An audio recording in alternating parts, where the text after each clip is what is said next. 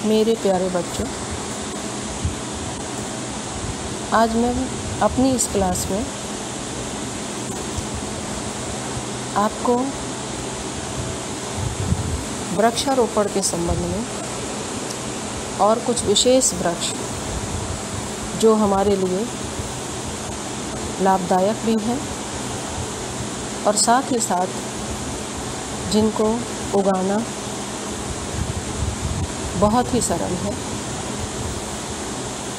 ऐसे वृक्षों के बारे में बताने जा रही हूँ। हमारे प्राचीन संस्कृति में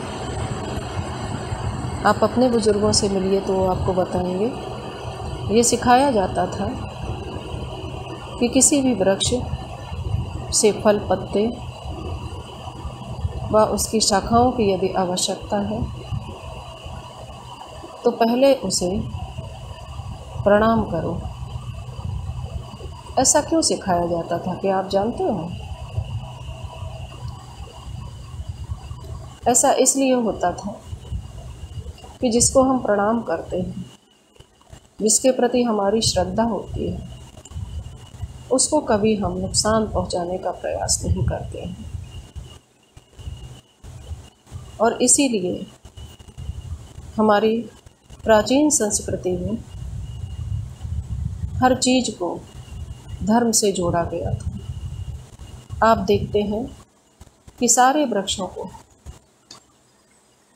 किसी न किसी देवी देवता के निवास स्थान के रूप में बताया गया है। वो इसीलिए था कि उस समय हम विज्ञान को इतना नहीं जानते थे, लेकिन धर्म को बहुत मानते थे। धीरे धीरे हमारे संस्कार कम हुए, हम स्वार्थी होते चले गए और वृक्षों को हमने अपने ज़रूरत के अनुसार भी काटा। ज़रूरत ना भी हो तो भी हमने वृक्षों का काटना प्रारंभ किया और समय ऐसा आया फिर कि प्रकृति का संतुलन बिगड़ता गया और आज आप देख रहे हैं कि उस ओर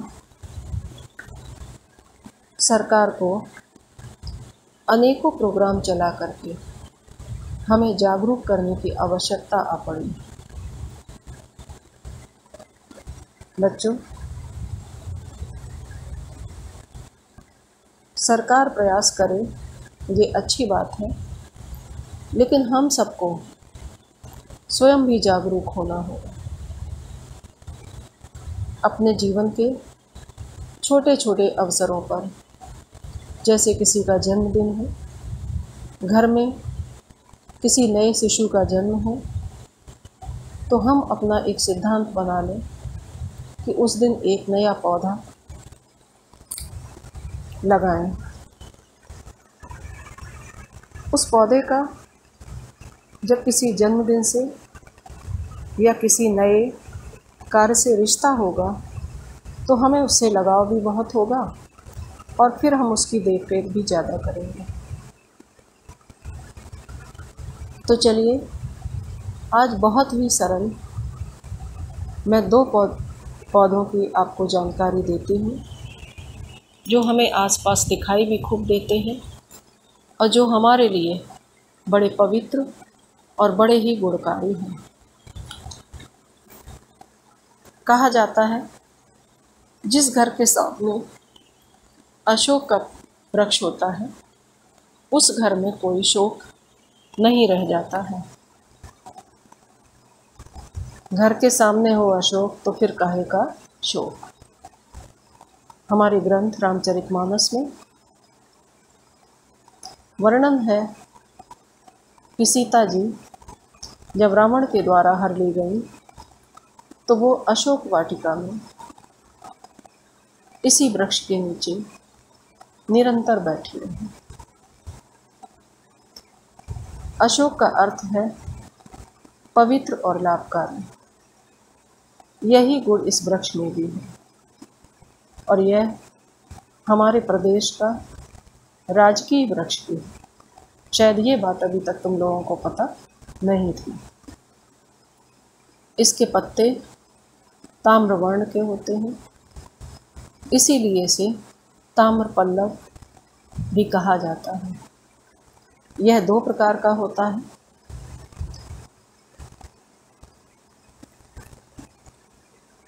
और इसकी जड़ें जो है गहराई में 15 से 30 मीटर तक जाती हैं। इसकी उम्र 300 वर्षों तक की होती है। इस वृक्ष को कलम करके भी लगाया जाता है और नई पौध भी लगाई जाती है। हमें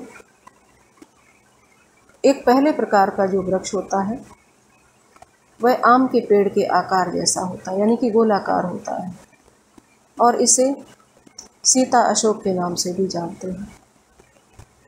दूसरी प्रजाति जो होती है वो देवदार के वृक्षों की तरह से लंबी होती है और इसे घरों के सामने सुंदरता के लिए लगाया जाता है।